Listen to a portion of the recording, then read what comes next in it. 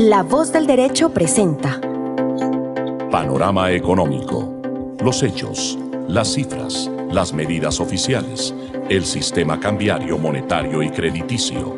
Dirige y conduce Luis Alberto Ávila. Bienvenidos a Panorama Económico con la dirección general del doctor José Gregorio Hernández Galindo.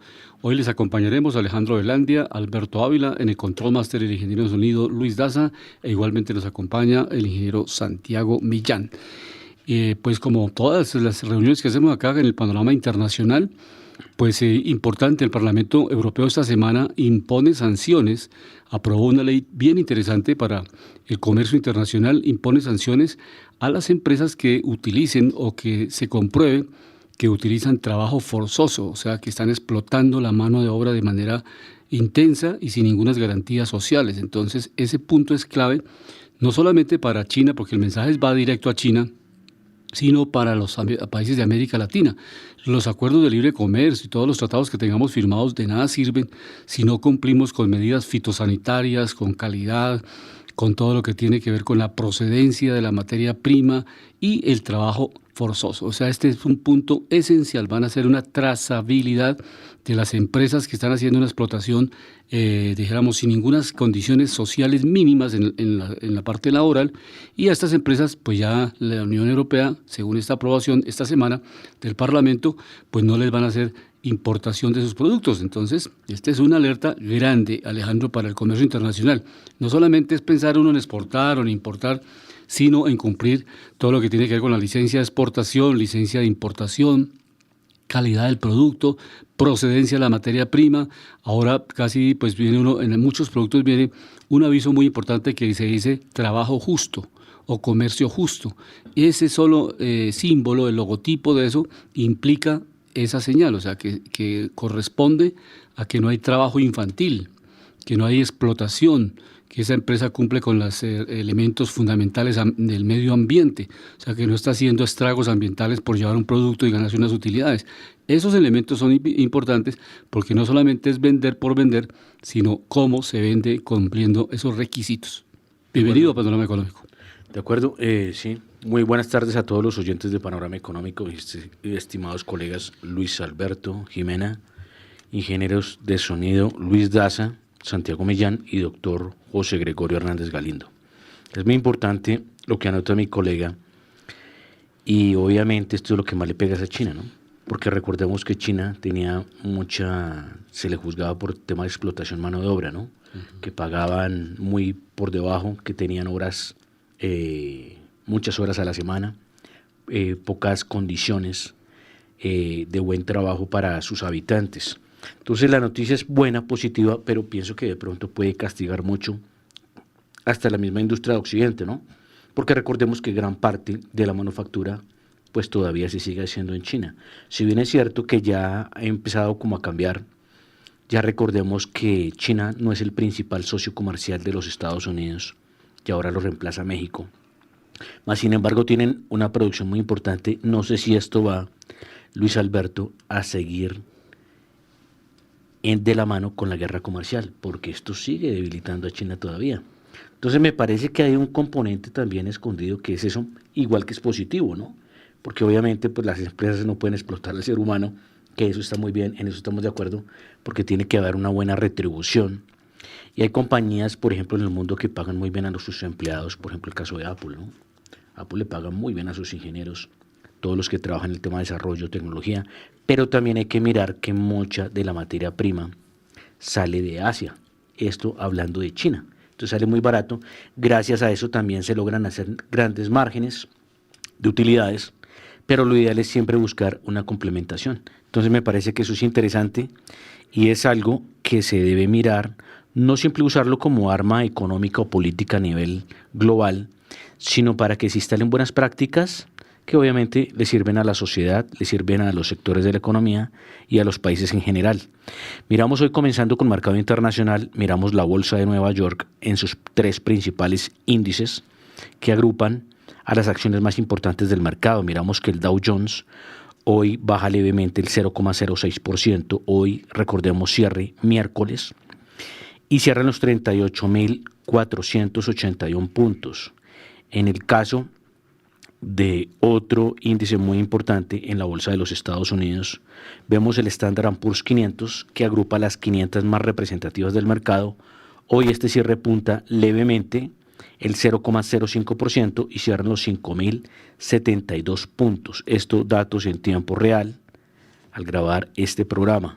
El Nasdaq Composite lo vemos hoy también subiendo levemente el 0,13%, cerrando los 15.716 puntos. Recordemos que el índice dólar sigue subiendo y está en los 105.63 y este sube hoy el 0,12%.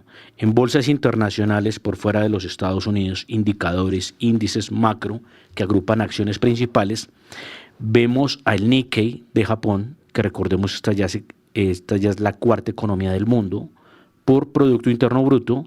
El índice en la bolsa de Tokio hoy cierra en los 38.410 puntos y cierra con una fuerte alza del 2,16%. En el caso de Londres, Inglaterra, Reino Unido, vemos al FTSE 100, que agrupa a las principales acciones de la bolsa de Londres. Lo vemos hoy cerrando levemente menos el 0,06% y cerrando con una puntuación de los 8.040 puntos. Las economías más importantes del mundo. Este año, especialmente la Unión Europea, tuvo problemas de recesión económica, de desaceleración, igual pasó con Estados Unidos, Reino Unido, Japón en recesión económica. Pero las economías mantienen su ritmo. Por ejemplo, Estados Unidos en primer lugar con el Producto Interno Bruto de 26,9 billones. Exactamente 26,3 billones de dólares es el Producto Interno Bruto de Estados Unidos. En segundo lugar está China con 7,7 billones de dólares. 17, perdón. Alemania con 14,4 billones. No, 4. Bajamos a 4, 4 billones. 14, Japón 4,2 billones. 4,2. Y ahí vamos en la lista, ¿no? Y la India está con 3,7 billones, Reino Unido 3,3, Francia 3 billones, Italia 2,2 billones, Brasil, que es el único de América Latina que figura en este rango de los 10, Canadá con 2 billones de dólares y obviamente Brasil, que está también en este rango con 2 billones de dólares. Entonces, esas es, digamos, las 10 economías más fuertes del mundo, pero lamentablemente China, a pesar de todos los esfuerzos que ha hecho, nosotros pensaríamos, o por lo menos en el Vox Populi, la gente piensa que China ya sobrepasó por Producto Interno Bruto a Estados Unidos. No. Y realmente ahí están los resultados. Esta cifra, históricamente registradas, sigue liderando el Producto Interno Bruto los Estados Unidos. Todavía le falta, Luis Alberto, y hay otra cosa importante. ¿Se acuerda la nota que estábamos hablando en ese momento? Precisamente eso va a hacer que China se debilite todavía más, porque es que recordemos, Luis Alberto, que China competía con precios. Pero ¿cómo competían con precios? Ese era uno de los factores esenciales. Mano de obra a muy bajo costo, ¿sí? Entonces, cosa que ya no va a poder hacer si se da cuenta los cercos que se pueden armar para seguir debilitando una economía. Los chinos se sintieron muy potentes, se sintieron muy fuertes, pero sí se da cuenta que todo gigante puede tener pies de barro. Entonces, así mismo como creció, se puede ir debilitando. Y esto adicional puede ser otro golpe adicional a que China viene desacelerando su crecimiento, ¿no? Y dentro de esto que mi estimado colega hablaba, Luis Alberto, vemos que la India sí vio que ya pasó al 5º puesto. Sí. La India, recordemos, está destinada por encima del año 2050 a estar compitiendo con China. Aparentemente con China entre el primer y segundo lugar. Eso dentro de los pronósticos anteriores, porque Estados Unidos, Luis Alberto, se puso las pilas y se está poniendo las pilas con la Unión Europea precisamente para hacer que eso se ralentice aún más, ¿sí?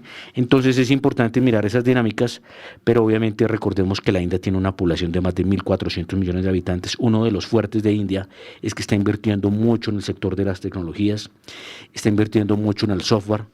No es una coincidencia, Luis Alberto, que el presidente de Google hoy en día es un indio, sí, de la India. Uh-huh. El presidente de Microsoft es un indio de la India, ¿sí? Y muchos también que están llegando en el tema de protagonismo a nivel empresas y a nivel tecnología. India viene desarrollando mucho el tema de tecnología. Y obviamente ellos tienen una asociación con el BRICS, recordemos dónde está China, pero ciertamente han sido enemigos por muchos años con los chinos. Están peleando unas regiones que quedan por el Himalaya y que son vitales, por ejemplo, y esenciales por el tema del agua, ¿no? Entonces hay que mirar este reposicionamiento, pero esto que vemos con estas noticias van cambiando precisamente esta data en los números y en la estadística. Y como lo comentaba mi estimado colega, pues hace falta todavía un tramo largo para alcanzar a Estados Unidos. Y con la desaceleración de China, pues pienso que se podrá demorar aún más. Pero hay otra cosa adicional, que Estados Unidos también le está cortando un poco el dinamismo a nivel tecnológico, porque lo que son productos esenciales de alta tecnología, precursores para fabricación de chips de punta, también sobre esto está teniendo restricción con el comercio de China. Y como estamos ya iniciando el fenómeno de la niña, salimos del fenómeno del niño, que es sequía, incendios, restricciones en los embalses de agua, cortes de agua. Ahora vamos pasando al fenómeno de la niña, que estamos todos registrando, especialmente en Bogotá, pero en el resto del país, lluvias intensas, están ya recuperándose el nivel de embalse. Esto ya es positivo para que no tengamos ese problema, pero según la OCDE, los dos países con mayor riesgo de inundación son México y Colombia, el área de América Latina. Eslovaquia, Países Bajos, tiene también ese altísimo riesgo de inundaciones por su posición geográfica. Entonces, pues los expertos en temas... Posición privilegiada, ¿no? Sí, claro. Los expertos en temas, digamos, ambientales, de lo que tiene que ver con geólogos y todos los que también trabajan en el IDEAN, están planteando esta situación. O sea, el exceso de lluvia va a presentar este nivel de riesgo, que son inundaciones, pérdidas de cosechas, o sea, todos los fenómenos que se dan con los dos factores, o el fenómeno del niño o el fenómeno de la niña. ¿Por qué le calificaron el apellido de niño o niña? Porque la mayor afectación que tiene el clima es a los niños y a las niñas en el mundo. O sea, los seres humanos que tienen el mayor riesgo de morir por hambrunas o por altas temperaturas, depende si es altas temperaturas, fenómeno del niño, o inundaciones. Y obviamente eso genera también migraciones. Hay poblaciones enteras que tienen que trasladarse cuando se desborda un río y obviamente el municipio se desaparece. En fin, y hay riesgos en muchas partes del mundo de esta naturaleza. Parte de Europa se plantea que en el futuro desaparecerá una parte de Europa justamente por estos fenómenos que cada vez son mucho más fuertes y van arrastrando, y obviamente sube la marea, sube el nivel del mar, y hay muchos países de Europa, especialmente los que están al borde en estas zonas, que pueden tener alto riesgo de desaparición.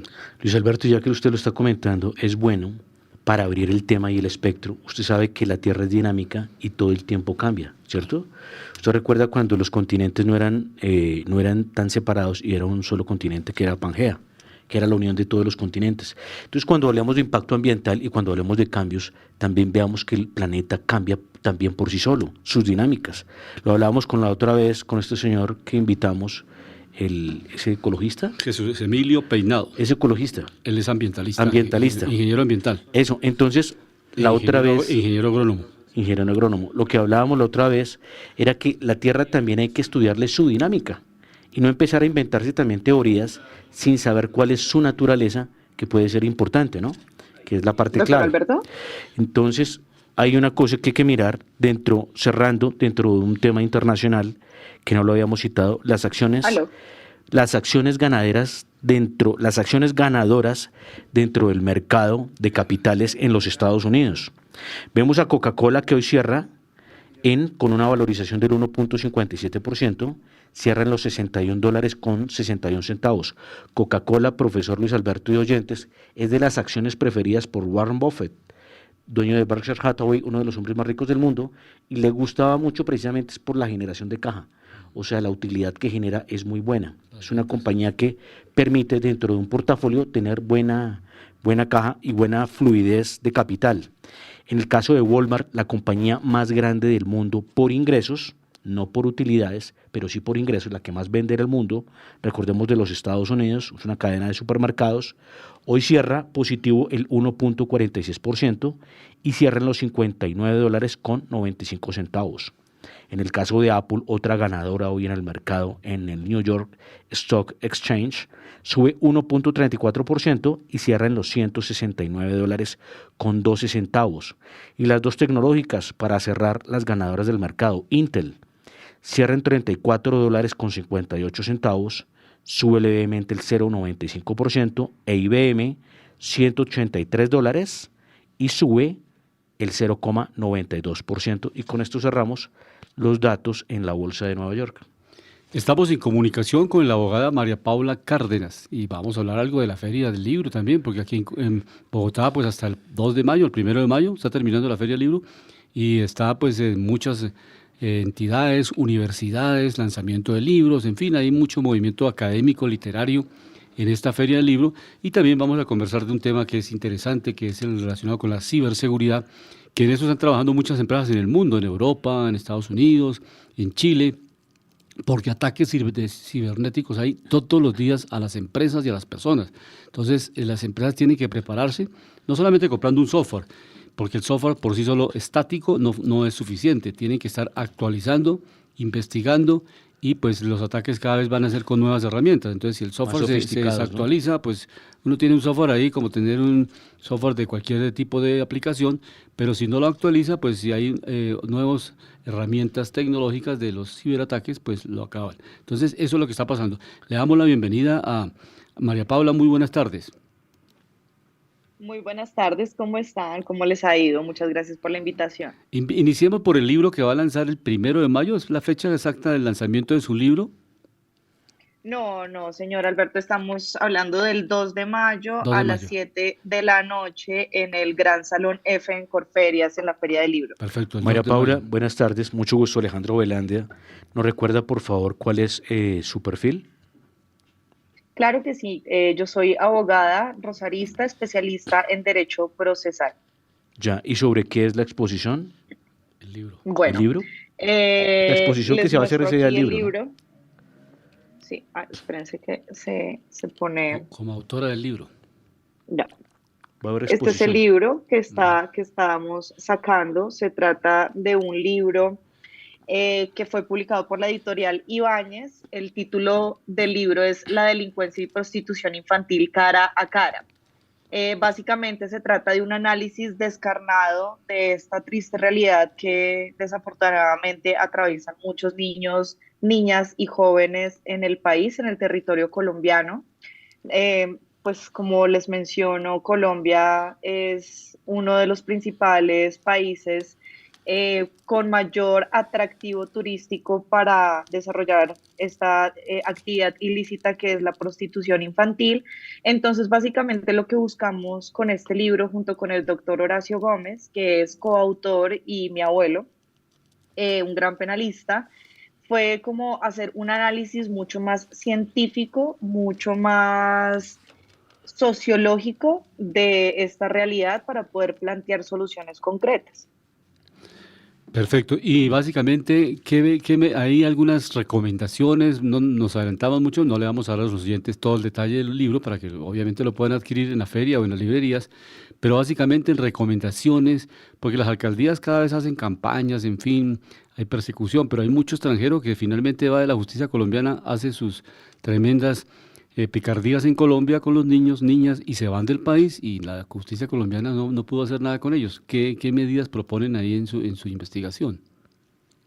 Sí, realmente pues lo que se propone son medidas mucho más estrictas para las personas que se ven, que incurren en este tipo de delitos. Y más allá de las personas, es como las redes de tráfico que hay detrás de esta problemática social. Porque si bien hoy ya se están adelantando varios procesos en contra de unas redes importantes a nivel nacional y regional, especialmente en Medellín, se está dando un combate bien intenso en contra de estas redes de personas, estas redes de delincuencia. Pues digamos que nosotros como particulares lo que mejor podemos hacer es hacer como propuestas sociales para cambios en la legislación, por ejemplo, para sancionar de manera mucho más severa a los menores de edad, más allá de los que son víctimas de la prostitución, sino los que facilitan este tipo de situaciones o los que son contratados para cometer delitos por parte de las bandas delincuenciales, tienen bajo la excusa de que como ellos son inimputables, entonces pues no va a pasar nada. Entonces, copiar, por ejemplo, modelos del extranjero del derecho comparado, en donde se da una jurisdicción especial para menores de edad, y que eso pueda endurecer un poco más el tratamiento para a este tipo de situaciones. Ahora, eso es por el lado de la sanción y por el lado de la prevención, efectivamente se tiene que dar un acompañamiento mucho más eh, activo por parte de las alcaldías, de las gobernaciones y de la sociedad en la medida de lo que se pueda a través de la realidad que cada uno de nosotros vivimos día a día, ya sea con nuestras empleadas del servicio o empleadas dentro de las empresas, familiares, bueno, en fin, siempre estamos en una posición en la que desafortunadamente en una sociedad como la colombiana tenemos contacto de muy fácil acceso a este tipo de situaciones vulnerables en diferentes sectores de la sociedad. María Paula, una pregunta, ¿y por qué cree que Colombia es uno de los países en excelencia en este delito de la prostitución, por ejemplo, infantil? Bueno, ¿Por qué pues se dan esas eso yo condiciones? creo, sí, yo creo que eso obedece a muchos factores. Está, pues, el principal, el hecho de que no, pues, que hay impunidad absoluta. No se ven una actividad efectiva por parte del Estado para castigar a las personas y desincentivar este tipo de actividades. Por otro lado, también está la pobreza, que la pobreza inmediatamente nos lleva a estas dinámicas sociales donde las niñas y las mujeres se ven prácticamente que obligadas a incurrir pues en este hecho tan desafortunado que es vender su cuerpo.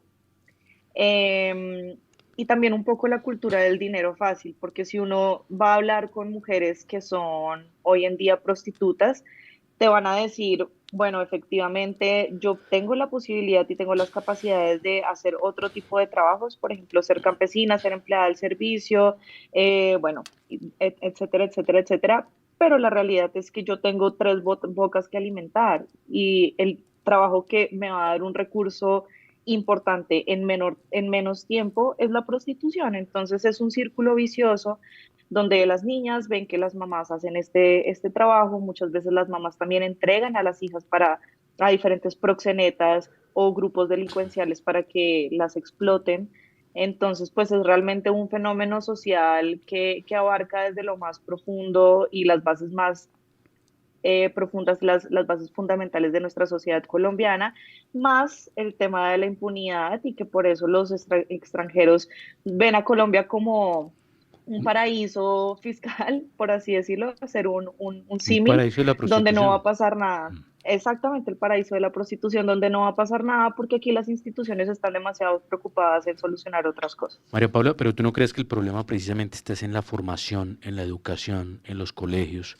Y esto adicional al tema de valores, que hoy en día se ha perdido mucho, el tema de valores, principios, es a un tema también de que les enseñen a las niñas en los colegios, bachillerato, por ejemplo, a cómo empezar a ser útiles, cómo ser emprendedoras y generar muchas formas de generar ingresos y generar valor para sus vidas, eso con el tema de emprendimiento, porque es que hemos visto que la educación hoy en día se está replanteando, muchos la están cuestionando, realmente un ser humano a veces sale del colegio, de la universidad y muchas veces no sabe desarrollar riqueza. Entonces, muchas veces nos cuestionamos qué es lo que está pasando con la calidad de la educación, cuál es el enfoque y qué es lo que está pasando. O sea, porque obviamente esto tiene un problema de orden de principios, ética y también económico, ¿no?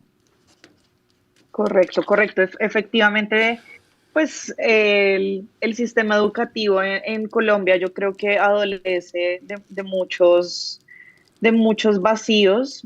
Uno de ellos es esa carencia de formación moral y crítica de las personas. Yo creo que muchas veces se quedan en algo muy básico, como enseñar a los niños, no sé, sumar, restar, gramática, leer, pero realmente nunca se da, o en muy pocas ocasiones se da esta educación de criterios, de valorarse a sí mismo, de entender cómo tú dentro de la sociedad eres valioso, entender cuáles son tus derechos fundamentales, entender cómo acercarse o cómo ser útil a la sociedad, no solamente para tus intereses particulares, sino porque es justamente lo que somos. Somos una sociedad. Sé que hay muchos programas del Ministerio de Educación que actualmente se están adelantando y que se quieren llevar a las diferentes regiones del país, pero una vez más, desafortunadamente no hay la calidad de docentes que se expongan o que decidan renunciar, por ejemplo, a la comodidad que puede brindar una ciudad, a renunciar a su ciudad para irse a un pueblo a enseñarle a los niños, porque además la paga no es buena, las condiciones de salud no son buenas, bueno, está Ujú. como todo un sistema que está mal planificado y que desafortunadamente no incentiva a los profesores para que puedan llegar a este tipo de regiones donde más se necesita apoyo docente bien calificado. Si hay algo que se ha puesto de moda, no sé si María Paula lo ha visto, que es el tema de las inteligencias blandas y de desarrollo personal hoy en día. Me parece que eso debería ser un llamado para el Ministerio de Educación y precisamente para las universidades, porque vemos que la educación tiene que ser empoderante, tiene que buscar soluciones y tiene que generar precisamente esas herramientas de salida, ¿no? Pero hay una pregunta que yo le quería hacer. Dentro de esto que sucede, ¿por qué, por qué no sé si se analiza un tema? Si no hay oferta, no habría demanda. ¿O qué es lo que pasa ahí? ¿O es que es un país, Colombia es un país que ofrece mucho ese tipo de servicios de prostitución para que sea un país precisamente que tiene ese problema a nivel global, ¿no? Recordemos que Europa, Estados Unidos, Canadá y muchos extranjeros viven viniendo acá, dizque por un turismo sexual y turismo de drogas, que creo que dentro de esas ciudades está Cartagena, está Medellín y creo que está Cali, ¿no? Como primeras. Ujú.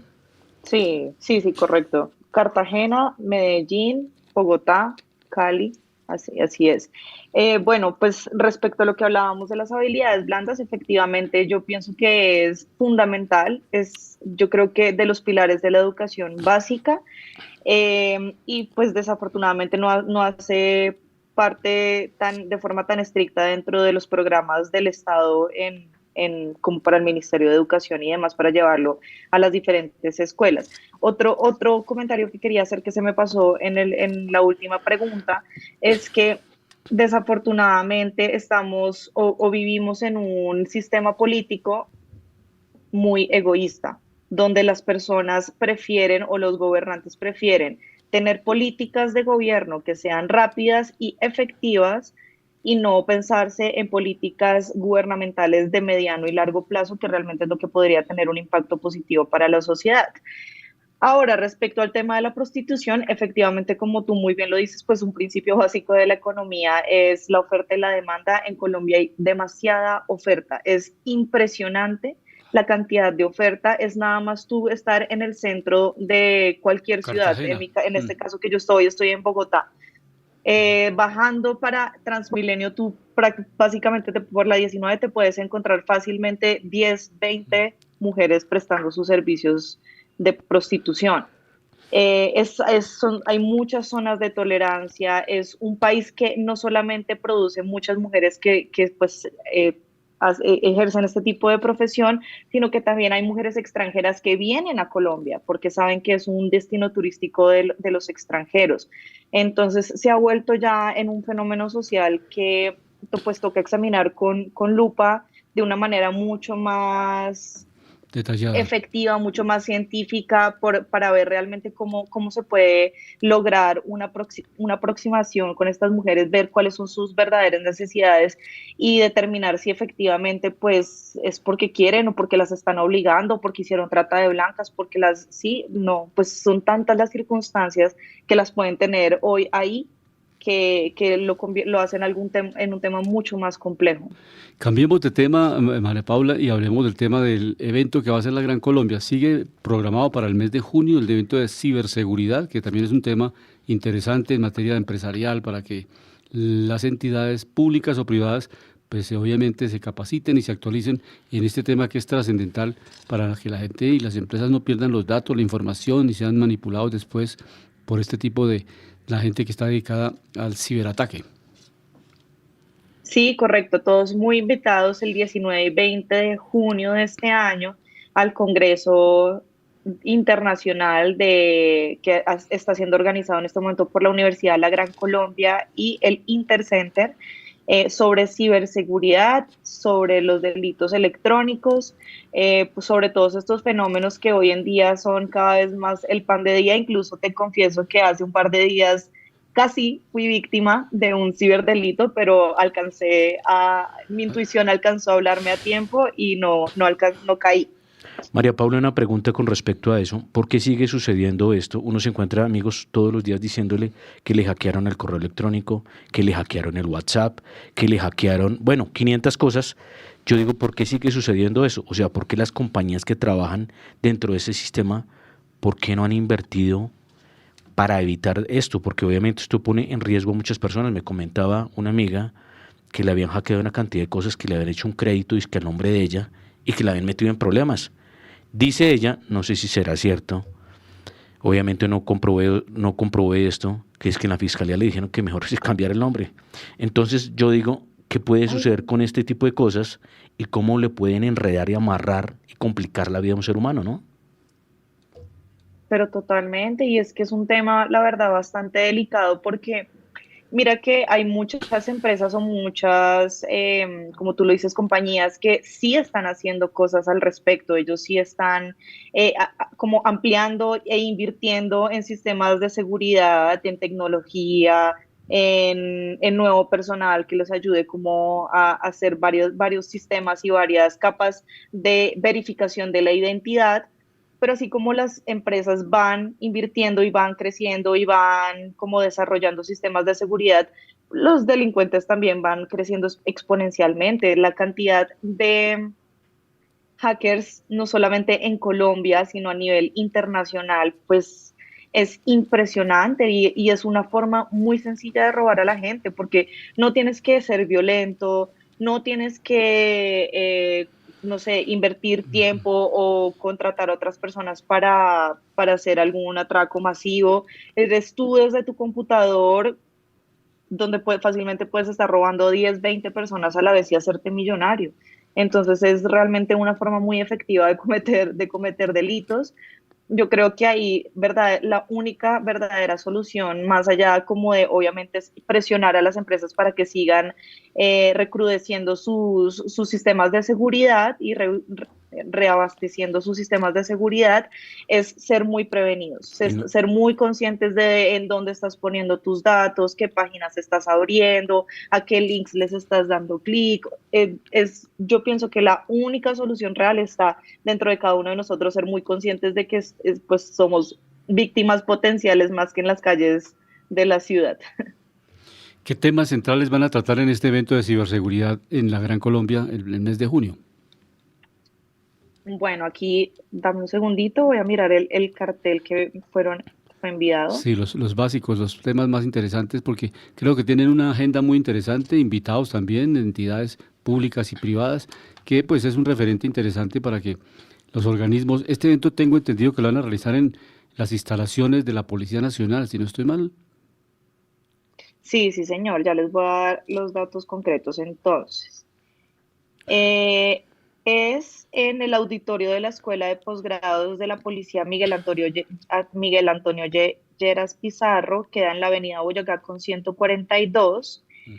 Van a haber diferentes exponentes de Colombia, España, Argentina, Italia, Estados Unidos, Corea del Sur y México. Son expertos en delitos informáticos, unidad investigativas de las defensas, Asociación Mundial de Mujeres Expertas y Forenses, bueno, en general diferentes tipos, incluso hay una hacker una mujer que ha trabajado con hackers que es colombiana, se llama Olga Rentería. Ellos pues me imagino que tendrán un repertorio muy interesante de charlas y sobre todo yo pienso como todas estas políticas en general como de prevención y sobre todo de acción, ya una vez cuando tú ya eres víctima, pues qué puedes hacer y cómo mitigar un poco el daño para que no nos pase lo que le pasó a tu amiga desafortunadamente, que le hackearon todo. Importante enviarle esta invitación a los integrantes de Panorama Económico para que podamos hacer precisamente ese estudio, esa difusión, porque estos temas son muy importantes y sobre todo que recordamos que hay personas que están muy pues muy estresadas, muy nerviosas y muy angustiadas porque les tienen su nombre muy cooptado en este momento, ¿no? Precisamente por este tipo de problemas. Y los anti-hackers, pues naturalmente son las personas más expertas. Una vez estuve en la referencia con un evento internacional que hicimos hace unos meses y había una persona muy dura en eso, porque decía cómo hackear su empresa en 24 horas. O sea, en en un minuto lo pueden hacer. O sea, eso una empresa le pueden, en cualquier momento que haya una ventanita abierta, un espacio donde dejaron un computador que la clave no la utilizaron o una clave que la entregaron a otra persona externa y el hacker la utilizó y estuvieron ya dentro de la empresa en minutos, están hackeando esa empresa y obviamente cogiendo la información o destruyendo la información. Luis Alberto, otro tipo de cosas que están utilizando, por ejemplo, cuando usted va a buscar información, a veces ellos gemelean páginas para que usted haga clic y al hacerle ese clic, usted dio la entrada. Increíble, ¿no? Sí, claro. Entonces, ¿cómo va a saber una persona si está tecleando lo que es o lo que no es? Exactamente, es un altísimo riesgo. Pero bueno, entonces dejemos la invitación. Tengo entendido que van a hacer ese manejo especial con los medios de comunicación, con los estudiantes, unas tarifas especiales para que la gente se pueda inscribir. Obviamente, y participar. Panorama Económico está invitado. Sí, ¿no? sí, Panorama Económico va a estar allá con ellos. Pero sí tiene previsto el comité financiero organizador de ese evento, tiene previsto unas inscripciones especiales más cómodos para los estudiantes, ¿verdad? Así es, así es. Hay precios especiales para estudiantes. La idea es que se puedan inscribir con anticipación, porque pues efectivamente se trata de un aforo muy limitado y realmente se le está haciendo mucho ruido porque es un tema muy importante y unos exponentes aún más importantes que tienen toda la experiencia del mundo, no solamente a nivel nacional, sino internacional, como te comentaba, pues que es un tema que uno ya no sabe si lo están robando desde Taiwán o desde Bogotá o desde cualquier parte del mundo. ¿Y en dónde se pueden inscribir? Sí. ¿En qué link o en qué dirección electrónica pueden acceder a una página de la Gran Colombia para que lo hagan del evento? Sí, correcto. Pues en este momento se pueden poner en comunicación con un teléfono que si quieres te lo dicto. Sí, correcto. Es el 301 3 veces 4 3 veces 1 9. Lo repito. 301-444-1119. Con ese número pueden conseguir toda la información y adelantar su proceso de inscripción. Se lo pondremos en pantalla. María Paula, muchas gracias y seguiremos conversando estos temas. Que le vaya muy bien en el lanzamiento del libro y estaremos conversando también del tema ciberseguridad, cómo va el evento y después haciendo el balance de cuáles son los resultados de este evento de ciberseguridad. Muy buena tarde. Bueno, muchas gracias. Todos muy invitados y feliz tarde. Saludos, María Paula. Okay. Seguimos acá en Panorama Económico y Panorama Nacional. Ya la reforma pensional, Alejandro, fue aprobada prácticamente, está ya saliendo del Congreso de la República. Tiene que pasar a 2 debates de la Cámara de Representantes, pero especialmente los temas centrales, son 94 artículos y los temas centrales ya fueron aprobados, el consenso con el Partido Liberal, con el Partido de la U.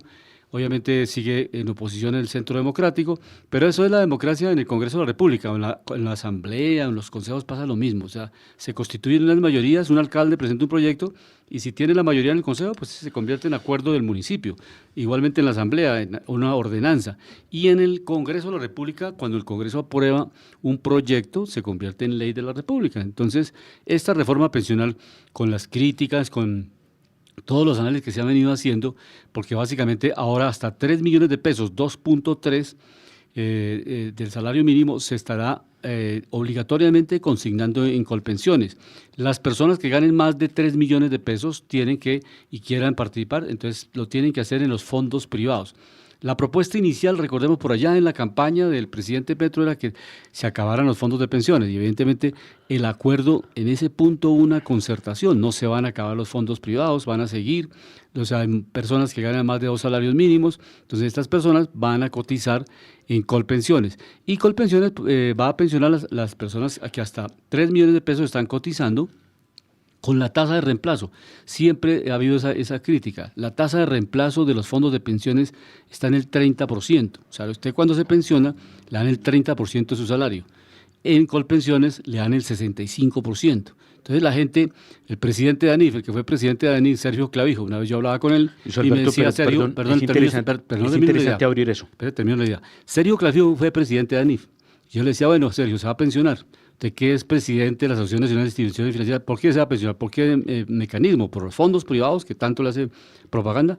Dijo, no, ni loco que fuera, me va a pensionar con Colpensiones, porque es como medio paisa. Entonces dijo, vamos con Colpensiones, porque es que allá me gano 40 millones. Y de 40 millones, el 75%, ¿cuánto le da? 25 millones, no puede pasar de 25. Y 75 de 40 son 30. Sí, exactamente. Y con los fondos privados me dan el 30. Entonces, ¿cuánto? Haga cuentas, ¿cuánto quedaría? Entonces, De acuerdo. Y menos Colpensiones. Entonces, así de práctica es la cosa. O sea, esa es la realidad económica. De práctica. Pero ese subsidio salida de todo el presupuesto nacional, eso es lo que se va a corregir. Hay que explicarlo. Eso se va a corregir porque eso lo estábamos pagando Porque todos los eso era una colombianos. sinvergüencería. Claro. O sea, ¿a qué voy con eso? Que Colpensiones se pone, hay que explicárselo a los oyentes desde los números y desde la regla y desde la estructura. O sea, recordemos que Colpensiones no es autosostenible ni autosustentable. Entonces, Luis Alberto, para complementar a los oyentes, gran parte de esta pensión era del tributo, del recaudo de la nación, ¿sí? Porque obviamente ese dinero no podía salir de los aportes porque no daba para eso. Exacto. Precisamente, entonces a mí me parece, no sé usted qué opina, que eso de Colpensiones de estar dándole tanto porcentaje a la gente de que viene del tributo, eso debería quitarse, porque eso debería ser autosostenible y autosustentable. Con la reforma. La reforma lo quita. De acuerdo, ¿sí? De acuerdo precisamente a lo que usted ahorra. Claro. Porque recordémosle a muchos oyentes, o a todos los oyentes, que muchos de los que reciben esas onerosas pensiones, pues eso lo reciben no de los aportes, sino del recaudo de la nación, a través de impuestos, ¿no? Que eso es lo que hay que explicar para poder entender. Pero hay una cosa que estaban diciendo, Luis Alberto, que uno de los que iba a sufrir muy fuerte con la reforma pensional era el mercado de capitales, ¿no? En Colombia. Sí, van a tener, inclusive se va a tener la posibilidad, Banco de la República va a manejar los recursos que van a consignarse y que van a pagar los cotizantes hasta 3 salarios mínimos. Entonces, esos 12 billones, creo que han hecho un cálculo, los va a manejar el fondo del Banco de la República. El Banco de la República, dentro de sus funciones, es un agente fiscal. Además de manejar la política monetaria, la política cambiaria, tasas de interés, va a manejar un fondo especial, porque ese es un agente fiscal para la deuda externa, para manejar recursos. Y el Banco de la República puede determinar con un consejo directivo un plan financiero con expertos, grandes expertos, que los puede llevar de los mismos fondos privados para hacer el manejo y la colocación de los recursos financieramente. Eso. O sea, eso no... Pero expliquemos esa parte, precisamente se elimina la posibilidad de que se inviertan esos recursos muy bien calificados. Eso, a eso vamos. Claro. O sea, que precisamente reciban unos recursos, claro, pero para sacarles un rendimiento, no que se quede como un rendimiento muerto, una caja muerta, como le pasaba a Colfondos, ¿sí? Que no eran muy eficientes precisamente con el desarrollo de los ingresos, ¿sí? Entonces, por eso y por esas onerosas pensiones, pues obviamente no era sostenible, no era viable ese sistema. Ese fue el acuerdo que se llegó en el Congreso de la República, porque la propuesta inicial del proyecto toca analizarlo bien y mirar el impacto, manejara Colpensiones. Y entonces dijeron, no, Colpensiones no es conveniente que lo maneje, porque es posible que le eche mano al gobierno cuando esté en emergencia y tome esos recursos para gastarlo en otras cosas. Entonces lo mejor es que lo maneje el Banco de la República, que es una entidad autónoma, nadie le puede coger la plata al Banco de la República, lo invierta como hace con las utilidades de la inversión extranjera. Él maneja los excedentes, por eso el Banco de la República en los últimos años ha generado utilidades por su manejo financiero, porque simplemente maneja a nivel internacional, las reservas internacionales las maneja muy bien, le da unos intereses y eso le da unos rendimientos al Banco de la República. ¿Y sabe qué incrementó también esos ingresos que tuvo el Banco de la República? Las tasas. Las tasas de euro. Entonces es una maravilla. Entonces sí se da cuenta que... Eso es dialéctico, ¿no? Por claro, etapas, van etapas de... Entonces sí se da cuenta que un buen negocio, una buena industria financiera también puede generar bendiciones. Dentro de esto lo ideal es que lo manejen bien, con muy buena eficiencia, para que obviamente pueda crear buen desarrollo, ¿no?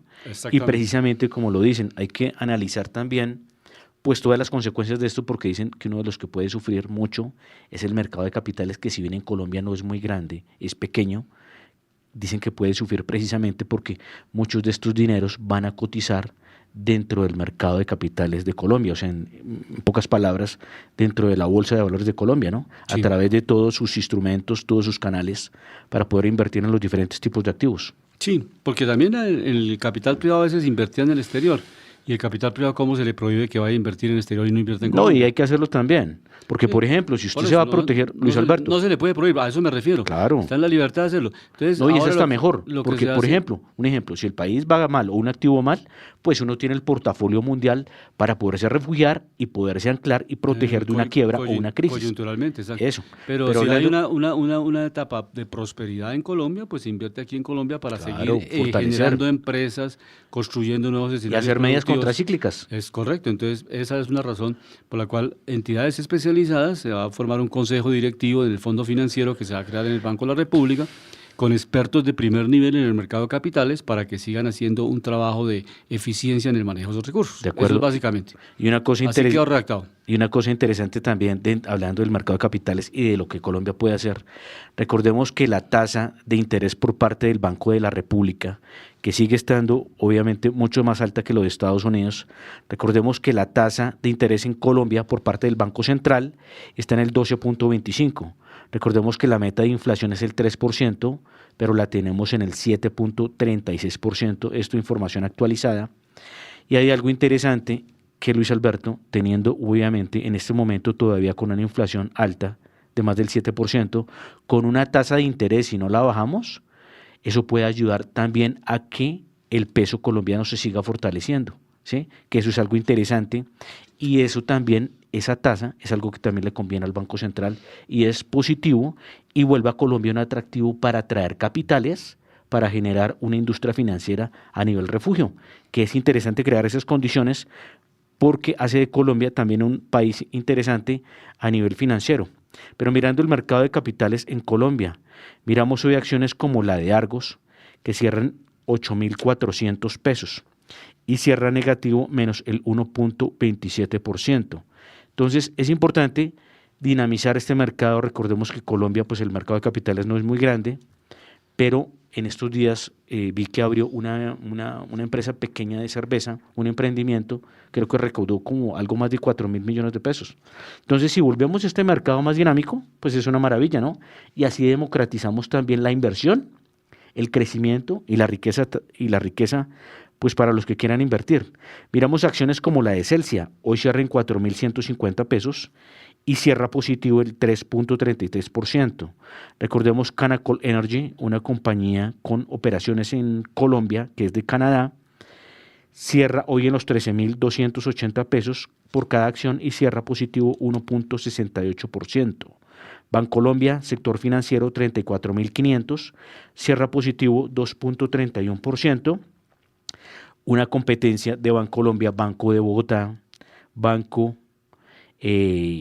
Nacional, hoy cierra en los 28.040 pesos y cierra negativo el menos 0.57%. Y la acción que más tiene accionistas en Colombia, Ecopetrol, hoy cierra en 2.275 pesos y cierra su acción positivo levemente el 0.66%.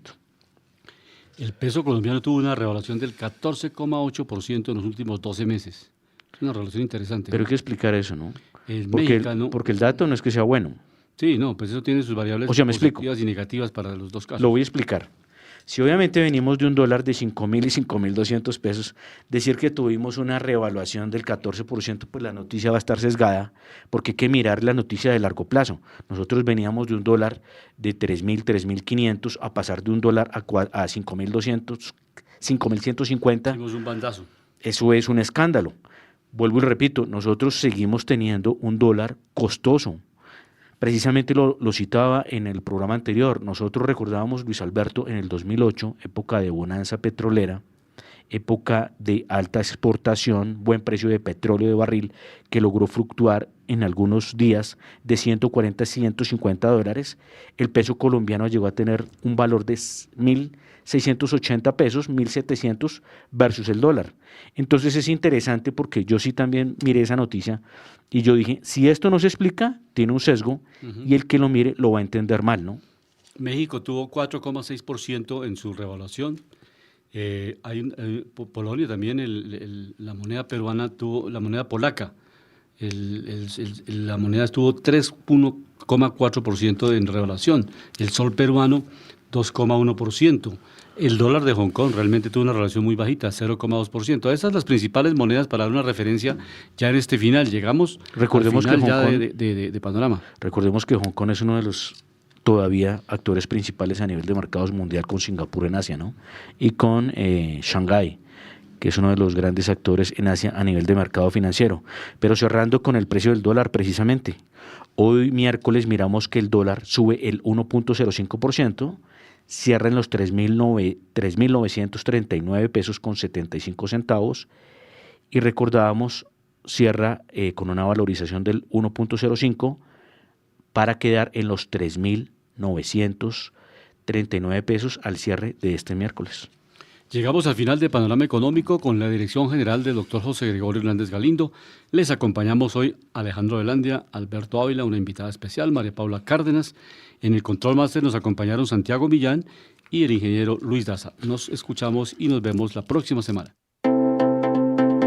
La Voz del Derecho presentó Panorama Económico. Los hechos, las cifras, las medidas oficiales, el sistema cambiario, monetario y crediticio, la agricultura, la industria, en La Voz del Derecho.